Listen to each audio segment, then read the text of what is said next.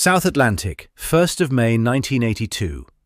An Argentine Mirage IIIEA pilot pushes his aircraft toward the British task force at better than Mach 1. He is supersonic. The aircraft closing from behind him isn't. The Sea Harrier FRS.1 was subsonic, slower, shorter ranged, built without a radar optimised for long-range interception. By every conventional measure that Cold War air power doctrine recognised, it should have been outclassed. The whole strategic logic of the era said faster was better, that a supersonic jet carrying supersonic missiles would dominate an aircraft whose top speed in level flight barely scraped past 600 knots. Cold War fighter design had spent 30 years chasing performance envelopes. The Sea Harrier's performance envelope wasn't impressive on paper. It didn't matter. By the time the Falklands conflict ended in June 1982, 28 Sea Harriers had flown more than 1,100 combat air patrols from the decks of HMS Hermes and HMS Invincible. Each carrier had its own Sea Harrier squadron, 800 Naval Air Squadron aboard Hermes, 801 NAS aboard Invincible, later reinforced by 809 NAS as the campaign intensified.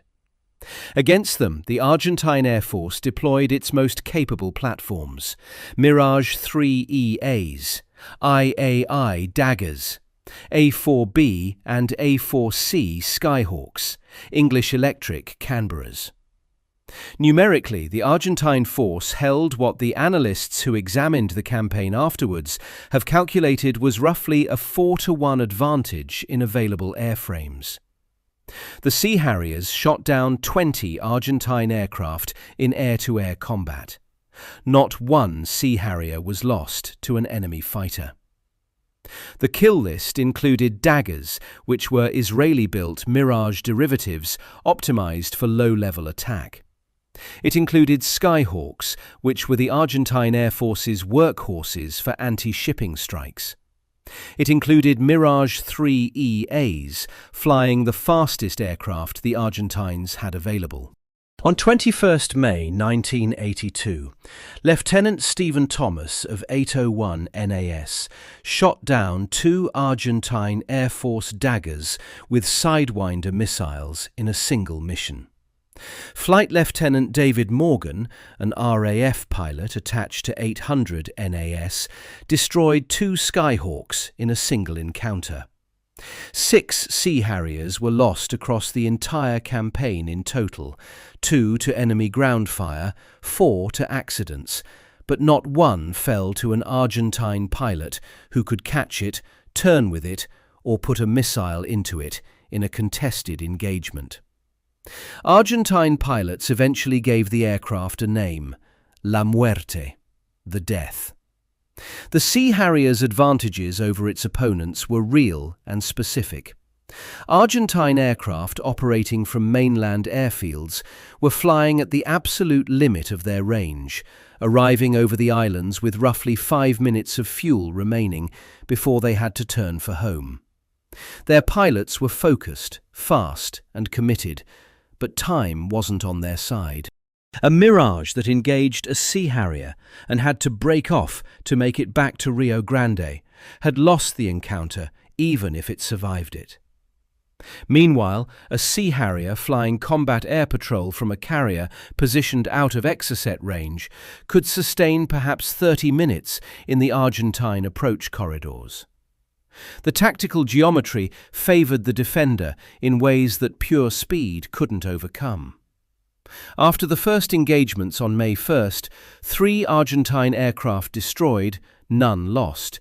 The Mirage force was essentially pulled from low-level attack missions, redeployed as decoys and high-altitude diversions rather than frontline air superiority assets.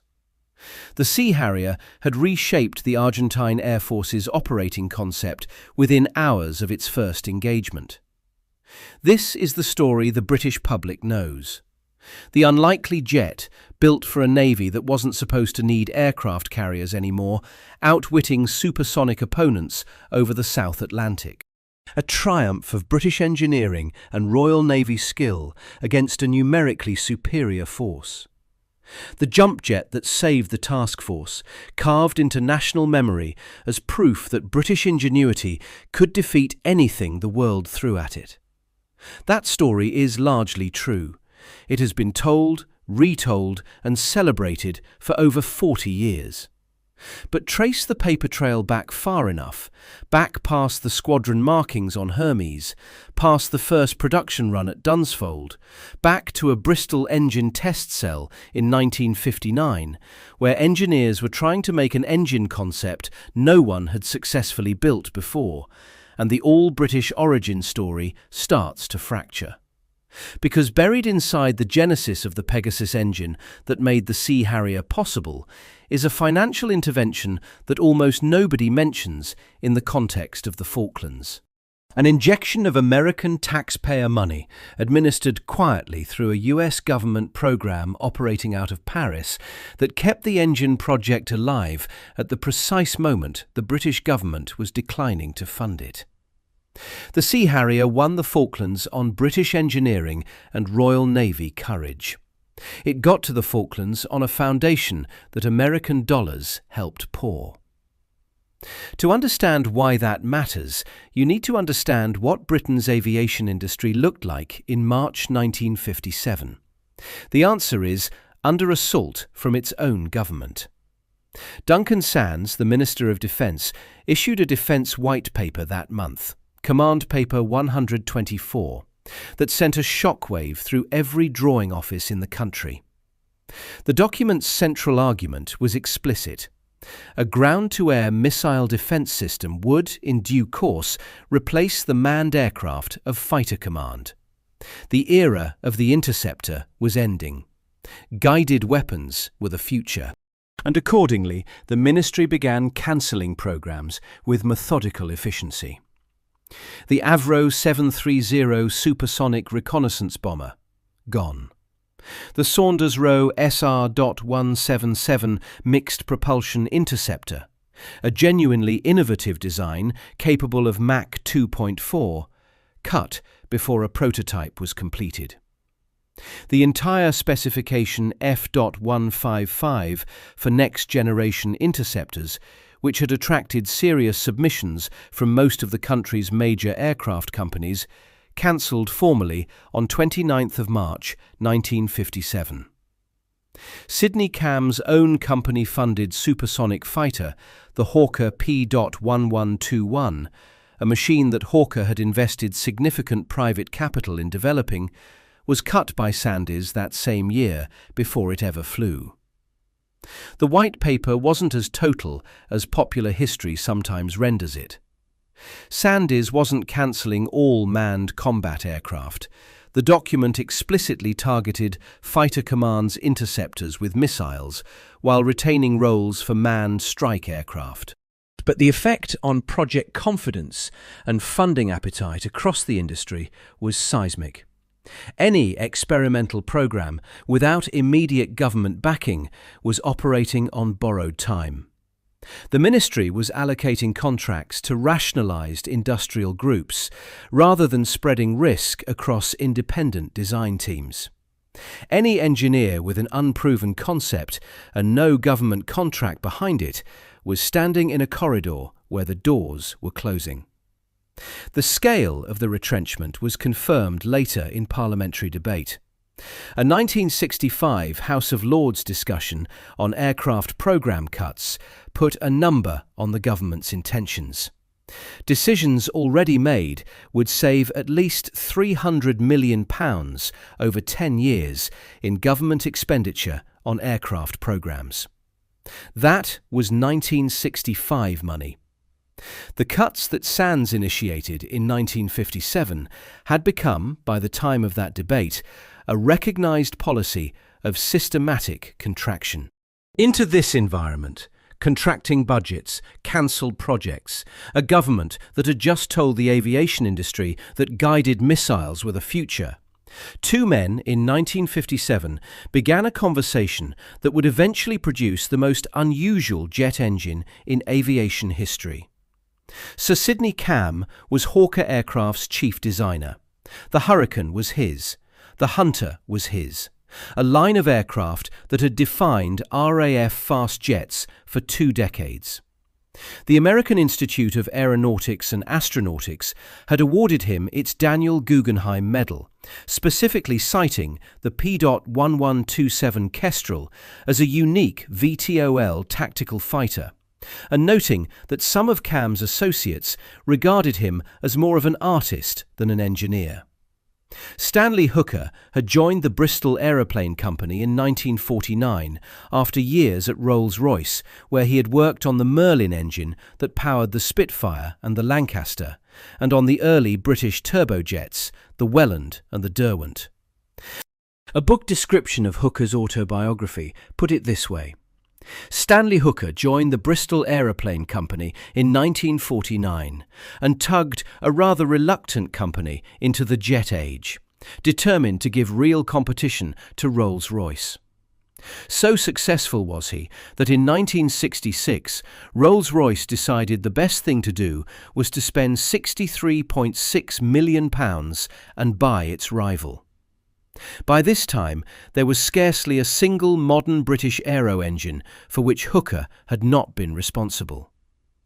Cam and Hooker's conversation in 1957 was about vertical flight, specifically about an engine concept that had arrived in Bristol's hands not from a British engineer and not from a British government requirement, but from a French aeronautical consultant who had failed to interest his own country in the idea.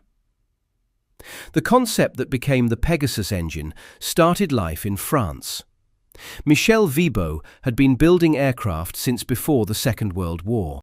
In the early to mid-1950s, he developed a new idea: a VTOL fighter using rotating nozzles to vector thrust, allowing a single aircraft to take off vertically, transition to forward flight, and land again without a runway.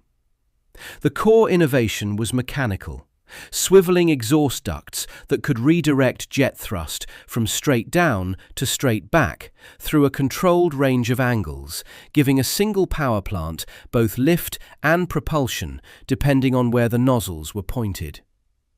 Vibeau couldn't interest the French government in the concept. He couldn't interest French industry. So, around 1955 or 1956, the exact year varies across sources, with some citing 1955 and the IAIA conference literature citing 1956, he submitted his proposals to NATO's Mutual Weapons Development Programme at its Paris office. What Vibeau handed over was a conceptual framework, not a finished engine. His original design used a turbo compressor driving multiple fans with pivoting exhaust ducts. The detail engineering was heavy and complex, but the principle, rotating nozzles, vectored thrust, a single power plant handling both lift and propulsion, was sound. Gordon Lewis at Bristol took Weibolt's proposals and did what Weibolt hadn't managed. He translated the concept into a practical engine layout. Lewis redesigned the propulsion system around a single turbofan with 4 swiveling exhaust nozzles. 2 cold nozzles mounted forward on either side of the compressor casing, directing bypass air, relatively cool, around ambient temperature, carrying the fan output. 2 hot nozzles positioned further aft, directing core exhaust at temperatures approaching 700 degrees Celsius.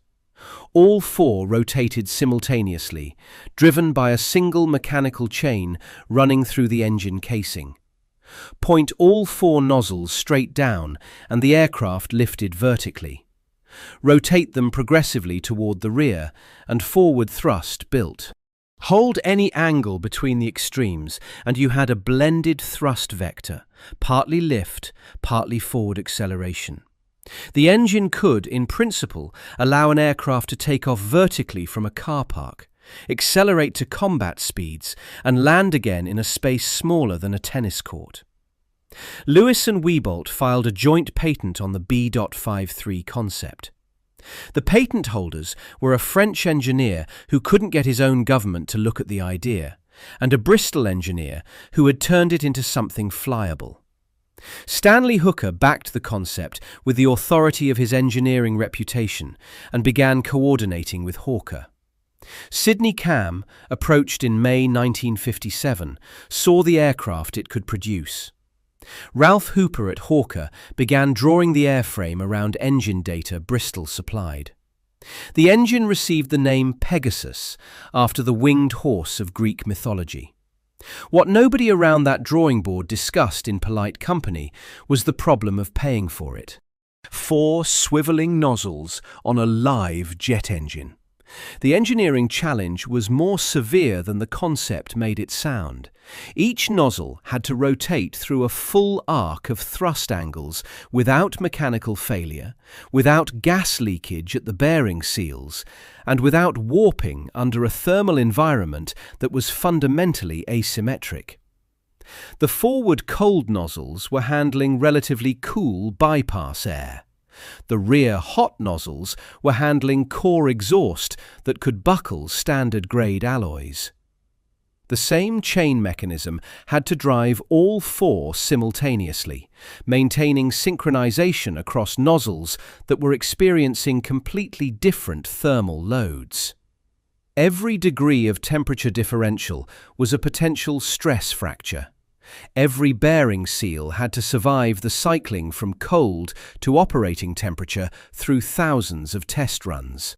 And before anyone could solve those problems at flight thrust levels, they had to solve them at progressively higher bench thrust levels, which meant repeated test engine builds, each one more expensive than the last. A test engine that reveals a new failure mode when you push the thrust up isn't a setback, it's progress, the normal progression of experimental engineering. But it's expensive progress. Materials, machining, new seal designs, modified nozzle geometries. Each iteration of the BE-53 test program consumed time and resources that someone had to fund. In March 1959, Hawker made the decision to privately fund 2 prototypes of a VTOL aircraft built around the Pegasus. The aircraft received the internal designation P.1127.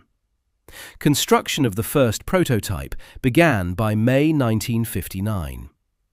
The British Treasury wasn't involved.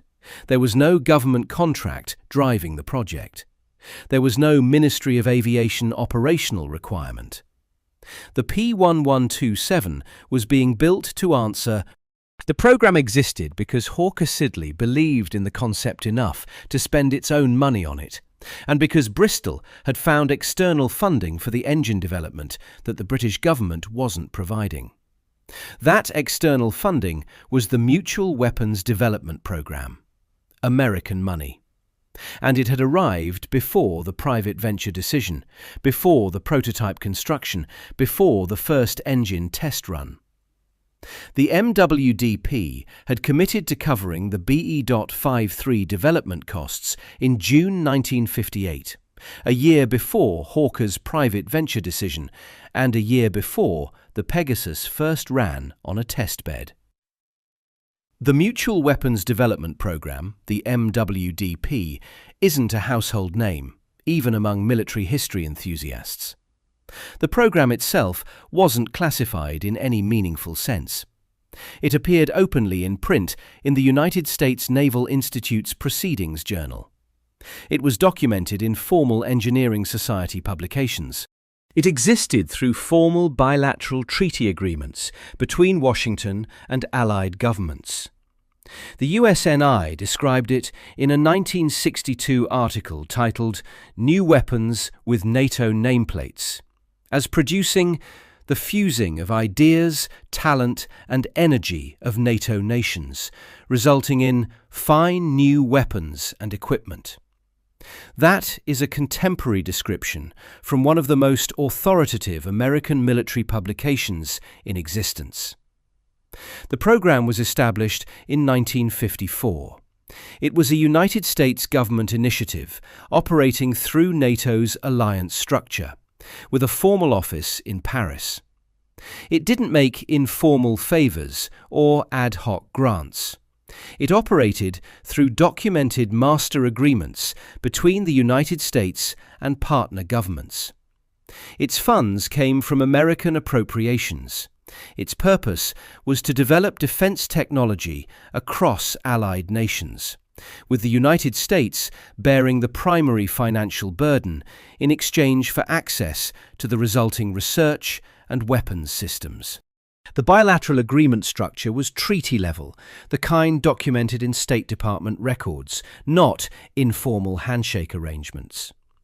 The American Society of Mechanical Engineers designated the Pegasus 3 engine, the Bristol Siddeley BS.916, as an ASME engineering landmark. That designation represents a formal institutional recognition of engineering significance, awarded by one of the world's leading professional engineering bodies. The ASME's documentation for that landmark describes the MWDP as a United States agency with an office in Paris. The Smithsonian Institution's National Air and Space Museum holds a Bristol Siddeley Pegasus Mach 5 in its collection. The official Smithsonian collection entry for that engine states plainly that the Pegasus turbofan engine was developed under the NATO Mutual Weapons Development Program. The engine ran for the first time in 1959. The Smithsonian. The ASME. These aren't fringe sources interpreting obscure documents. They are the premier American institutions for scientific history and aeronautical preservation. And both confirm the same fact. The Pegasus was an MWDP-funded program. In June 1958, the MWDP agreed to cover the costs of building a small number of B.53 development engines. The proportion it covered was approximately 75% of early engine development costs. Bristol funded the remaining 25% from its own resources. The British government funded none of it. 3/4 of the money that paid for the engineers, the test bench time, the materials, the machining, the failed designs and the successful ones, the iterative failures and refinements that turned Gordon Lewis's concept into a working engine, 3/4 of that money came from American taxpayers, channeled through a Washington-funded program that most British people celebrating the Falklands victory have never heard of. A review published by Key Aero, drawing on the engineering histories of the program, put the funding reality of the early P.1127 years in plain language. British government funding and service interest in the project was close to non-existent, and early finance was provided by Hawker Siddeley and the US/NATO-financed Mutual Weapons Development Program. The United States Naval Institute's own historical coverage confirmed in 1986 that MWDP was still covering Pegasus development costs when the P.1127 first left the ground.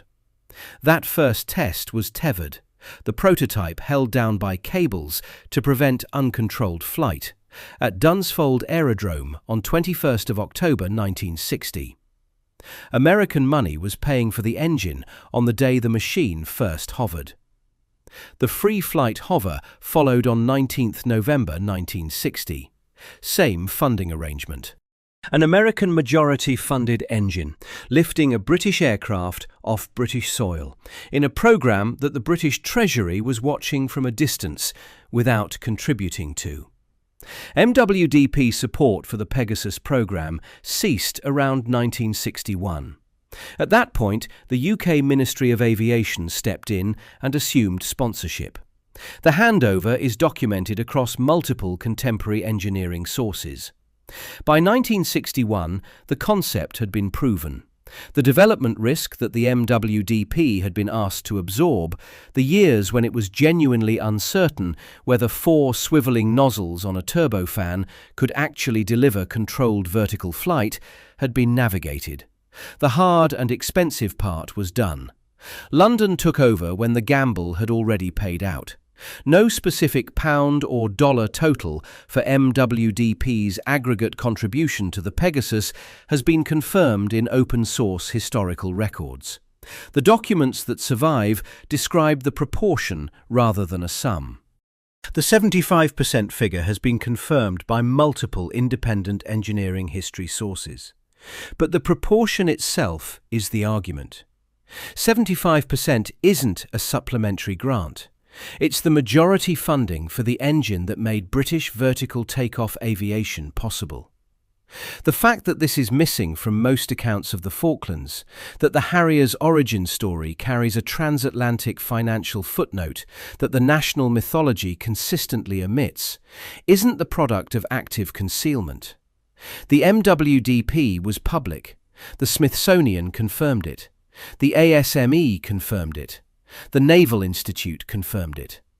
The information was always available to anyone who looked for it in the engineering literature. It simply never made the journey from the technical histories into the popular narrative of what the Harrier was and where it came from. The American involvement didn't end with the engine funding. In 1964 and 1965, a multinational evaluation squadron was established at RAF West Raynham in Norfolk.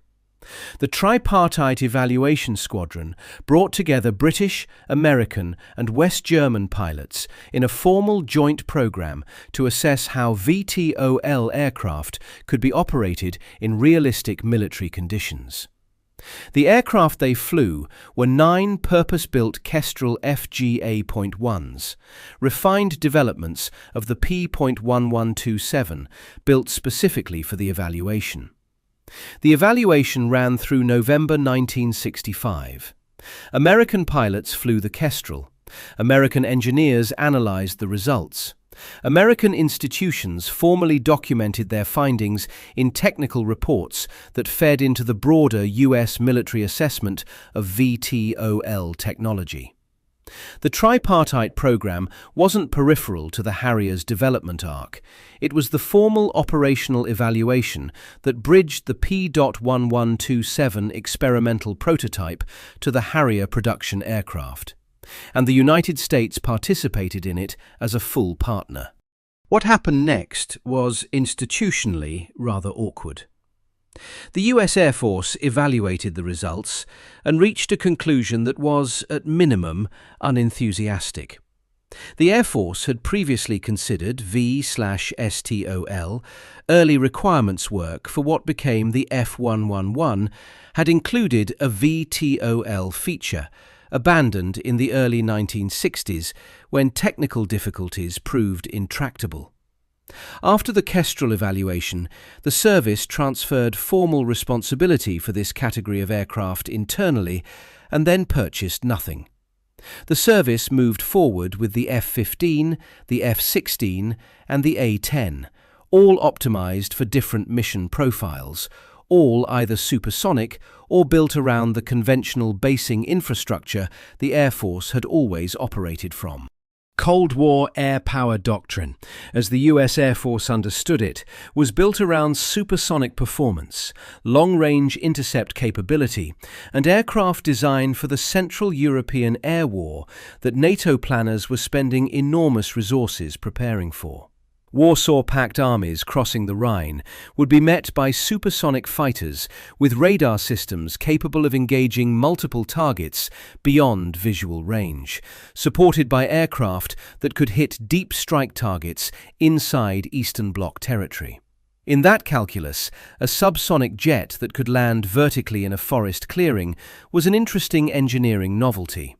It didn't obviously win the war in Central Europe.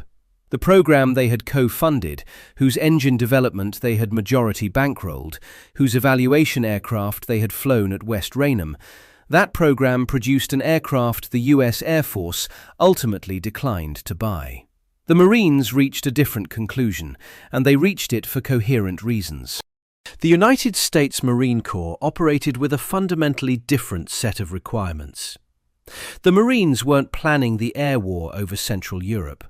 They were planning amphibious operations, landings on contested coastlines, fire support for ground forces fighting inland, air cover from ships that weren't fleet carriers. The Navy's big deck carriers, with their catapults and arresting wires, gave the fleet enormous air power. But amphibious task forces couldn't always count on fleet carrier support. Marine aviation needed to operate from smaller ships and from forward bases with minimal infrastructure, road sections, cleared fields, the flight deck of an amphibious assault ship without catapult equipment. The Harrier answered that requirement with a clarity that no other aircraft in existence could match.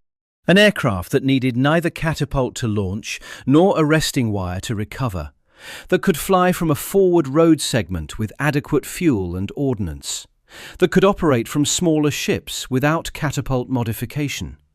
That was a Marine Corps asset in a way it simply wasn't a US Air Force asset. In 1971, the Marine Corps formally adopted the Harrier, designating it the AV-8A. The official record maintained by the US Naval History and Heritage Command documents the order precisely. 102 AV-8A Harriers and 8 two-seat TAV-8A trainers. The aircraft essentially identical to the Royal Air Force's Harrier GR-1. Deliveries ran between 1971 and 1976. Powered by Pegasus engines, flying from US amphibious ships, maintained by Marine Corps ground crews, bought by the government that had funded 75% of the engine's early development more than a decade earlier. The program had, in a sense, come full circle. The government whose program had financed the engine was now buying the aircraft it powered. There is a further American thread woven into the Falklands story itself, one that sits particularly uncomfortably inside the British national mythology of the campaign. Of the 20 Argentine aircraft credited to Sea Harriers in 1982, the substantial majority were destroyed not by a British weapon, but by an American one. The AIM-9L Sidewinder, the all-aspect variant of the heat-seeking air-to-air missile developed by the US Navy, accounted for most of the kills. The United States sold the United Kingdom 200 AIM-9L Sidewinders specifically for use in the Falklands conflict, at a point when the task force was already underway and the shooting had not yet started. The 9L's specific advantage over earlier Sidewinder variants was all-aspect acquisition. Earlier marks of the missile required near-perfect tail aspect geometry. The launching aircraft had to be in a rear quarter position, chasing an enemy aircraft whose engine exhaust was pointing more or less directly at the missile's seeker head. The AIM-9L could lock on from any angle. A target's airframe, heated by aerodynamic friction at speed, was sufficient contrast against the sky for the seeker to acquire. Against Argentine pilots who were focused on reaching the fleet, delivering their ordnance and getting back to their mainland airfields with enough fuel to land, pilots who weren't always watching for threats from unexpected angles, the all-aspect capability was transformative. Pilots who flew combat in both earlier Sidewinder variants and the AIM-9L were unambiguous. The Sea Harriers' kill record against Daggers and Skyhawks would have looked substantially different with the previous generation of missile. The War Zone noted the Sea Harriers' record: 20 air-to-air victories, no air losses. But the kills came from a combination of the aircraft's maneuverability, its pilots' training, and an American missile that finished the war with an 87% success rate. So by the time the South Atlantic War was over, the engine that powered the Sea Harrier off the carrier deck had been majority funded by the United States. The missile that destroyed most of the enemy aircraft was American. The evaluation program that bridged the P.1127 prototype to the operational Harrier had been co-funded and co-staffed by American test pilots. and the jet's most significant foreign customer had by then placed more than 100 of them into Marine Corps service. The British national narrative has room for all of this evidence. It simply doesn't usually feature it. April 1982. The British task force sails south from Portsmouth and Devonport toward islands 8,000 miles from home. 2 aircraft carriers accompany it, HMS Hermes and HMS Invincible. Both are VSTOL carriers, smaller than the fleet carriers of earlier decades, built around ski-jump bow ramps for short take-off aircraft, rather than the catapult and arresting wire systems that conventional jet fighters require. The Royal Navy's last conventional carrier, HMS Ark Royal, had been decommissioned in 1978. The planned CVA-01 class of large carriers, which would have sustained conventional carrier aviation into the 1980s, had been cancelled in 1966 when the defence budget ran out of room and the Wilson government decided fixed-wing carrier aviation was an unaffordable luxury. The result was that when Argentina invaded the Falkland Islands on April 2, 1982, the British task force had exactly one type of fixed-wing combat aircraft available for air defence, not 2 types. Not a mix of conventional fighters and VTOL aircraft. 1. The Sea Harrier FRS.1. There were no Phantoms that could reach the combat zone from a carrier deck, no Buccaneers, no Tornadoes operating from ships. The task force sailed south under a fighter umbrella that consisted initially of 20 Sea Harriers, reinforced to 28 as additional aircraft caught up with the fleet via intermediate basing. If the Sea Harrier didn't perform, there was no fallback. The Argentine Air Force opposing it wasn't a negligible force.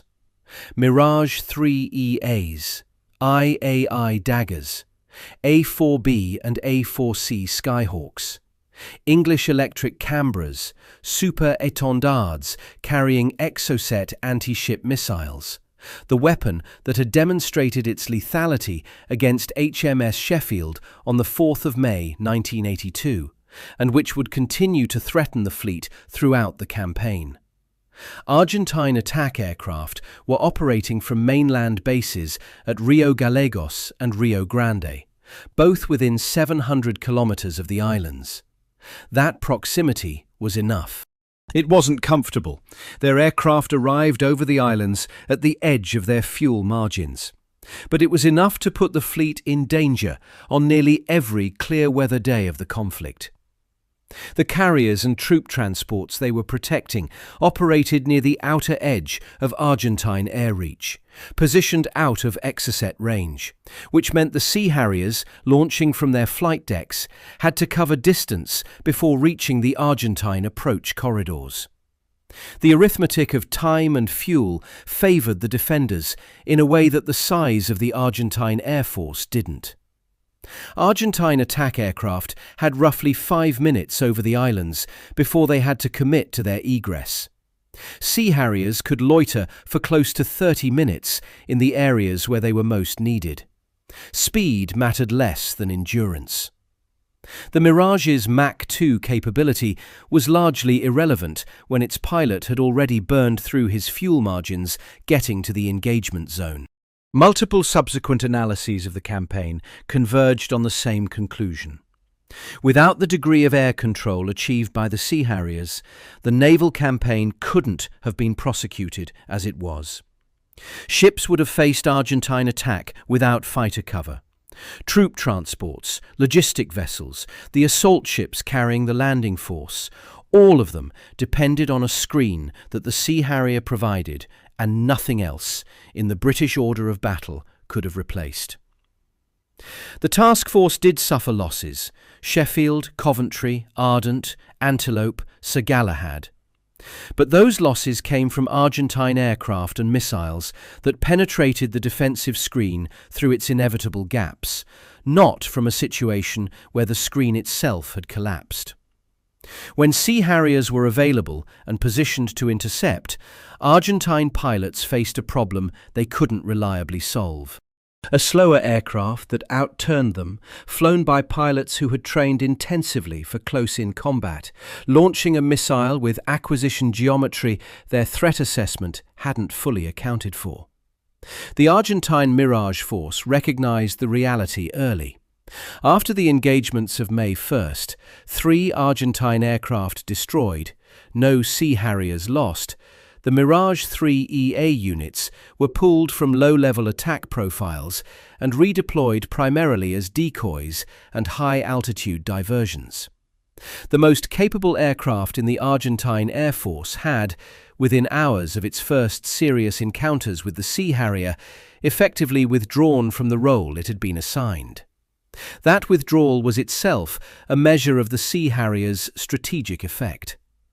The causal chain from the Falklands outcome back to the MWDP funding agreement of June 1958 is direct, and its links are individually documented. The MWDP covered approximately 75% of early Pegasus engine development costs from June 1958 through to around 1961. During that period, the British Treasury contributed nothing to the programme. Institutional histories of the programme confirm that throughout much of the early development work, there was no financial support for the project from HM Treasury. Support for the engine development came from Hawker Siddeley's private venture funds and the MWDP. The Pegasus first ran on a testbed in 1959 on MWDP majority funding. The P.1127 prototype made its first tethered hover on October 21, 1960, still on MWDP funding. The first free flight hover on November 19, 1960, same arrangement. The critical milestones that proved the concept viable were reached with American money covering the majority of the bills. Around 1961, the UK Ministry of Aviation took over sponsorship. By that point, the engine had run. The machine had hovered. The concept had survived its most dangerous years, the years when it was genuinely uncertain whether Gordon Lewis's design would translate from drawing board to functional hardware. The British government stepped in when the risk had been absorbed and the outcome was clearer. Without that MWDP funding bridge through the 1958 to 1961 window, the timeline of Pegasus development stretches. By how much is impossible to specify precisely, because the counterfactual depends on when and whether the British government would have found alternative funding for a project it had not sponsored and showed no urgency to support. What the documented record shows is that the alternative, British Treasury funding, was, by multiple contemporaneous and historical accounts, close to non-existent. The Sands era had just produced a wave of cancelled programmes, and the ministry wasn't in the habit of picking up experimental VTOL engine projects with no government requirement behind them. Without a completed Pegasus engine developing on its actual timeline, the P1127 private venture prototype doesn't take shape as it did. Without the P1127, the Kestrel evaluation, itself a US-partnered program, doesn't proceed as it did. Without the Kestrel evaluation, the Harrier doesn't enter RAF service in April 1969. Without the Harrier service entry and the operational experience it generated, the Sea Harrier FRS.1, its navalized derivative, which entered Royal Navy service in April 1980, doesn't exist in the form it did by the time Argentina invaded the Falklands. Without the Sea Harrier, the 1982 task force has no fixed-wing air defence at all. The carriers are still there. The troop ships are still there, the frigates and destroyers are still there. But the aircraft that kept the Argentine Air Force's attack on those ships from being unopposed, the aircraft that shaped the tactical calculus of the entire naval campaign, is absent from the order of battle.